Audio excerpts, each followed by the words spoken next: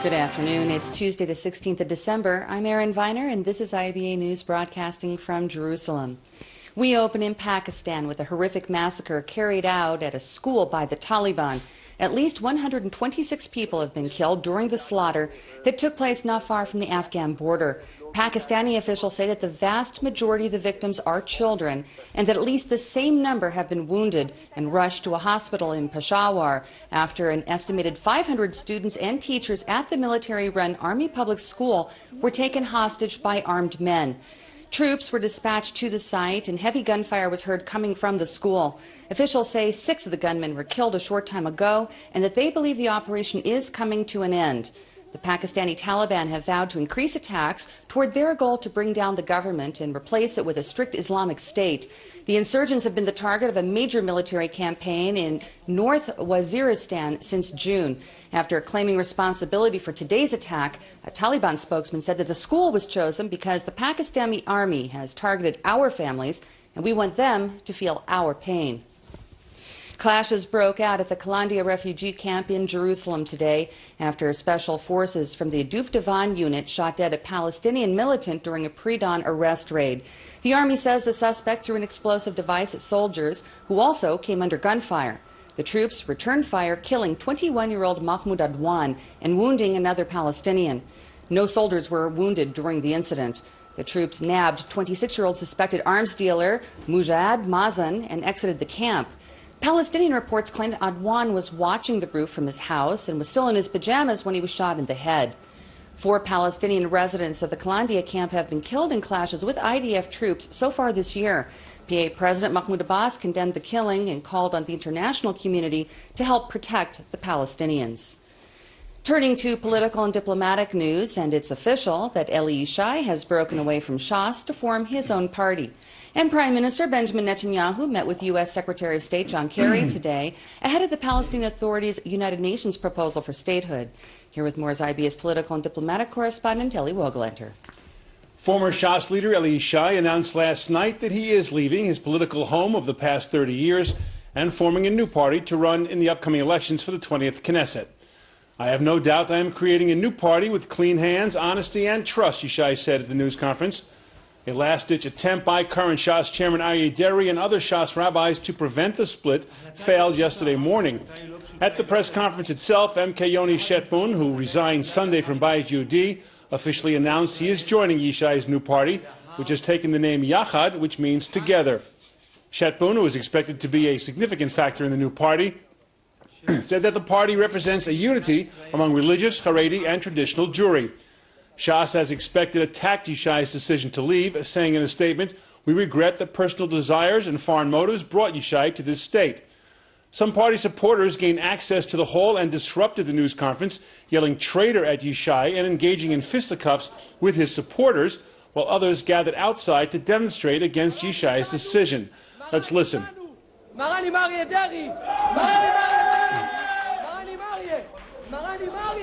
מרני מריה, מרן מינה אותו כלפי עם ועולם, משה רבנו של הדור. אלי ישי אפס, אפסים וכלום. אנחנו נפגע בו, כן! דבר אחד, זה לא אלי ישי נגד אריה, זה אלי ישי נגד מועצת חכמי התורה. זה המקום?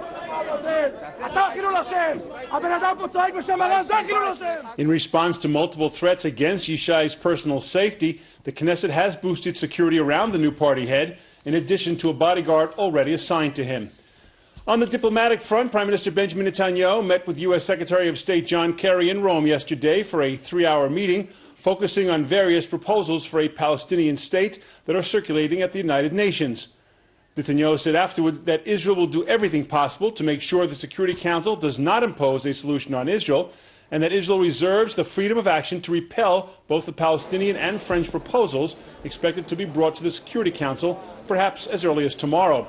Netanyahu also met with the Italian Prime Minister for the first time while on his visit. Asked whether he left Rome feeling more or less confident that the U.S. would use its veto in the Security Council to prevent the acceptance of a resolution detrimental to Israel, Netanyahu said that he is confident that what he had to say was heard and that Israel's expectation is that the U.S. would stick by its position over the last 47 years, that any solution to the conflict must come through negotiations and not be imposed from the outside. We will not accept diktats like this, he said, and we see no reason for the U.S. to change its position. From Rome, Kerry traveled to Paris to meet with his counterparts from Britain, Germany, and France to discuss their efforts to draft a separate UN resolution. Kerry was scheduled to meet today in London with Palestinian chief negotiator Saeb Erekat and a delegation from the Arab League to discuss the Security Council resolution. Erin? Thanks for that report. And at the UN, meanwhile, Special Coordinator for the Middle East Peace Process, Robert Seri, told the Security Council that the future of a two-state solution remains more uncertain than ever, as he warned of the increasing impatience of the international community with the regional stalemate and the simmering tensions between Israelis and Palestinians. Returning now to the diplomatic process, and joining me here in the studio is veteran diplomat and U.S.-Israel relations expert, Ambassador Yoram Ettinger. Good evening, Ambassador. Thank you for coming in. Thank you. Is there a chance that this Jordanian resolution that is about to be submitted to the UNSC, is it possible that when it comes up for a vote that the U.S. will not use its veto power? It's possible, but highly unlikely, because vetoing such a resolution serves America's interest. Israel is America's beachhead in the Middle East, especially in the battle against terrorism. When Israel fights terrorism in Gaza, it fights America's war. It fights a war which does minimize the threats to America's allies in the Arab world. And UN condemnation of Israel does clip the wings of the U.S. as well as of Israel. And then we also have Democratic senators and House members on Capitol Hill who have consistently transmitted to the White House their interest in vetoing such resolutions in the past. Now, many leaders here in Israel are criticizing the current prime minister for having damaged relations with Washington. What do you make of these reports? After all, Obama's a lame duck president, and perhaps the prime minister is himself. Well, a president is a president, and a prime minister is a prime minister. But with all due respect, relations between U.S. and Israel transcends the White House and transcends the office of the prime minister. While there is supposedly bad chemistry between the two leaders, the bilateral economic and military relations have surged to an all-time high. And this is a result of realities in the region and in the globe, whereby Israel serves critical, vital American interests when it comes to intelligence, when it comes to defense industries, when it comes to posture of deterrence against America's allies, when it comes to distancing the basis of terrorism as far as possible from the U.S. rather than bringing them closer to the U.S. Israel today serves not only as a startup nation for America's high-tech technologies, Israel serves as a unique storage of defense technologies, of intelligence, without which America would be much more vulnerable than it is today to international terrorism, and as a result, bilateral relations are surging, while personal relationship between the two leaders have a lot to be improved. Ambassador Ettinger, as always, thanks for your insight, and I hope you'll stay with us for our segment about Hanukkah coming up a little bit later in the program. Thank you. The upgraded Arrow ballistic missile shield failed its first live interception test today, in a fresh setback for the U.S.-supported system billed as a bulwark against Iran. Operators of the Arrow 3 battery at the Palmachim Air Base canceled the launch of the interceptor missile after it failed to lock onto a target rocket fired over the Mediterranean Sea. The head of the extreme Jewish anti-assimilation Lehava group, Benzi Gopstein, and 9 others were arrested this morning on suspicion that they incited violence and acts of terrorism. The arrests follow confessions from 3 members of the group to having torched the integrated Jewish-Arab hand-in-hand school in Jerusalem on November 29th. The arrests follow a 10-month undercover investigation of the group that works to prevent intermarriage and coexistence between Jews and Arabs. The 10 activists appeared before the Jerusalem Magistrates Court today for an extension of their remand. Gopstein's attorney, Itamar Ben-Gvir, said that his client was arrested out of political motivations after pressure was applied on the police to act against Lahava, even though it is a legal organization. Meretz chairwoman Zahava Al-Galon today joined others by demanding that the group be outlawed. More chaos in municipal government. Ramat Gan Mayor Israel Zinger and 5 other suspects have been arrested on suspicion of corruption, money laundering, and election fraud. Police say that they've uncovered the commission of serious crimes during their year-long investigation of the municipality. Zinger has been placed on 7 days of house arrest and banned from the mayor's office for 15 days. Another one of the suspects is public relations man Nibro Nir, who is the son of journalist Judy Nir Moses Shalom and adopted by her husband, government minister Silvan Shalom. Police say that the case involves attempts by mob boss Amir Molnar to penetrate the municipality and muscle in on businesses run by City Hall. According to the charge sheet, city officials created a system of favors and incentives to reward those who helped Zinger's mayoral campaign in the 2013 elections. The investigation is being handled by the Lahav 443 National Crime Unit and the Tax Authority. In economic developments, Israel still has the 3rd worst poverty rate in the OECD, despite some slight improvement. According to the annual report from the National Insurance Institute, more than 1.6 million Israelis live below the poverty line at the end of 2013, 750,000 of whom are children. While the absolute number of those considered to be impoverished has not changed, the actual percentage fell significantly from 33 to 30. Despite that progress, the country remains near the bottom of the Organization of Economic Cooperation and Development's list, coming out only ahead of Turkey and Mexico. Officials attribute the improvement to more welfare aid and a higher participation in the workforce. International nuclear negotiations between the P5+1 nations and Iran began again today with a one-day meeting in Switzerland. Delegations from Tehran and Washington have already held bilateral talks since their arrivals in Geneva yesterday. The Iranian team is headed by Deputy Foreign Minister Abbas Araghchi, while his counterpart, Undersecretary of State Wendy Sherman, is leading the U.S. team. The two countries have held a series of talks at the President Wilson Hotel near Lake Geneva since the negotiation process was accelerated last year. Today's meeting is the first since the parties agreed to extend the deadline to reach a long-term accord with Iran over its disputed nuclear development program. On to Sydney, Australia, which is trying to return to normal after a day-long hostage situation at a cafe that came to an end with 3 dead, including the Islamist gunman. Joining me now with more on the story is reporter Alexander Jen. Alex, what's the latest? That's right, Aaron. We now know that the 3 people killed during the 16-hour siege were the gunmen, a man by the name of Mon Haron Monis, and 2 victims, a male and a female. Today, Australians are mourning the loss of these innocent people as Australia joins the growing list of countries targeted by terrorists. Australians laid flowers around the Lindt Chocolate Cafe, where the siege heard round the world finally came to a dramatic end. Australian Prime Minister Tony Abbott and others came to pay their respects to the victims of the hostage siege carried out by Mon Haron Monis, who was killed when police sieged the cafe. This has been an absolutely appalling and ugly incident. That's the only way to describe it, an appalling and ugly incident. The 50-year-old Iranian-born gunman had a history of mental instability. He has been linked to the murder of his ex-wife, and in 2009, the radical Islamist was convicted of sending hateful letters to family members of Australian soldiers who were killed in Afghanistan. While holding his captives hostage, the self-styled sheikh forced a hostage to hold up a flag with Islamic writing and demanded that Australian media report that they were under attack by Islamic State. We now know that at 10 on Monday morning, a total of 17 hostages were taken in the cafe.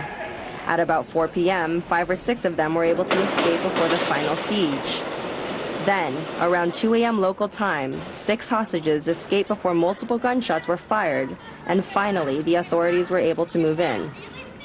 The 2 victims of the hostage siege are Katrina Dawson, lawyer and mother of 3, and Tory Johnson, who is hailed as a hero. He was killed while trying to wrestle the gun from Monis. Our hearts go out to the families of Katrina Dawson and Tory Johnson. These were decent, good people who were going about their ordinary lives. Today, a service was held in Sydney's St. Mary's Cathedral for the victims of the hostage siege. Australia is in shock after an attack of this nature, but they remain positive about the state of their nation. And what you are seeing in Martin Place right now, as it unfolds, it is almost as if a beating heart of the city is being put in place. That's what those flowers represent to me. It is showing us that this city is alive. Alexandra Jen for IBA News. This month, America's war in Afghanistan will come to a responsible end. That's the message from U.S. President Barack Obama as he addressed 3,000 troops who gathered for the holiday season visit at the Joint Base McGuire-Dix Lakehurst in New Jersey. Obama told the military personnel that they were like Santas in fatigues and thanked them for their service. While the U.S. combat mission is due to conclude after 13 years, nearly 11,000 American troops will remain to help maintain security in Afghanistan, which has been besieged by the recent resurgence of Taliban attacks.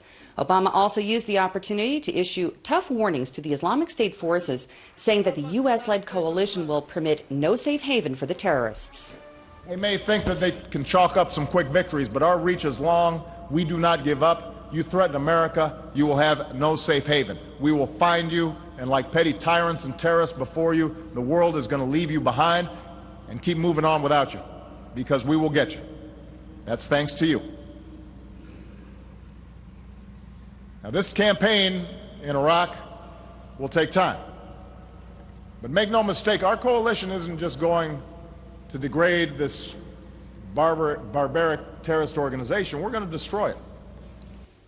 Palestinian and Israeli children played a game of soccer together in Haifa yesterday to mark the centennial of the legendary match between German and Allied troops on the Western Front during the Christmas truce of 1914. Soldiers on both sides laid down their arms 100 years ago during the First World War in an unofficial truce. Many believe that the opposing troops also played soccer in a no-man's zone, and even though that story is unconfirmed, it does remain a powerful symbol of peace. The British diplomatic mission hosted the Haifa event, which was also attended by Israeli Arab sports anchor Zuhair Balul. This is just a really lovely way for us to remember what happened 100 years ago in a way which is really relevant today. You can see behind me not just young kids enjoying themselves sharing football, but also something very special happening, which is kids from different communities that don't normally get to talk to each other, that don't normally get to play together, building links, building friendships through the medium of football. And I can't think of a better way of commemorating the Christmas truce 100 years ago than doing this today. Recently we have a very dangerous gap between both population, the Arab and the Jews. And I think if we want to look for some of the optimistic position, I think the coexistence between the Arab and the Jewish kids, it's a value activity, and I'm feeling so proud about that, of course. On this first night of the Hanukkah holiday, we now welcome back Ambassador Yoram Ettinger. Now, every year you have an annual report called the Hanukkah Guide to the Perplexed, and this year you also wrote about the U.S. Hanukkah-Israel connection. Can you give us the gist of that? Well, Hanukkah played a key role in forging the American ethos, beginning with the early pilgrims in the 17th century, going through the founding fathers, whether it was George Washington, but especially John Adams and Thomas Jefferson, Benjamin Franklin, or Patrick Henry. They considered themselves to be the modern-day Maccabees. That's really fascinating. I want to recommend. When it comes to today, for instance, in West Point Military Academy, right. In the major hall where the board of the academy meets annually, there are busts of 9 major warriors in human history. One of them is Judah the Maccabee, in addition to Joshua, in addition to King David. And annually, the U.S. does issue a Hanukkah stamp, because for Americans, Hanukkah stands for the victor, the few over the many, of justice over injustice, and of freedom, liberty over slavery. Well, I definitely recommend our viewers read your article. I advise them to find it. Now, I also understand that there is a Hanukkah-related story to Billings, Montana, of all places. Right. Well, Billings, Montana, a town of some 100,000 folks, maybe less than 1,000 Jews. In 1993, a hoodlum threw a rock and broke the window of a Jewish family which did light the Hanukkah candles. The following day, church leaders in Billings assembled few hundred folks who marched on the main street of Billings with Hanukkah menorahs in their hands, and some 10,000 Billing residents did light Hanukkah candles in their home, and they have been doing it annually since that time. It's a lovely story. Well, I would like to know if you would do us the honor, please, to stand Sure. and light our first IBA Chanukia, which was donated to us from Chabad, It's and recite the blessings. My Thank you. honor. I can help you with that. ברוך אתה אדוני אלוהינו מלך העולם שקידשנו מצוותיו וציוונו להדליק נר של חנוכה אמן. ברוך אתה אדוני אלוהינו מלך העולם שעשה ניסים לאבותינו בימים ההם בזמן הזה אמן. ברוך אתה אדוני אלוהינו מלך העולם שהחיינו וקיימנו והגיענו לזמן הזה amen. And thank you very much for the opportunity. Thank you. Thank you for being here. Thank you. As always, happy holiday. Well, as Hanukkah celebrations get underway tonight, Tel Avivians will be able to enjoy one of the largest menorahs in the country. This one has been erected at the city's port, with each candle standing over 6 meters high. Hanukkah songs will be broadcast from the site every half hour after dusk. The 50-meter-long menorah has tens of thousands of lights in a variety of colors and is set up on the breakwater so that residents and visitors can get a good look at it from even far away every day until the end of the holiday. Taking a look at local finance, and both the shekel and share prices on the Tel Aviv Stock Exchange were down today. Here's a look at the mid-afternoon numbers.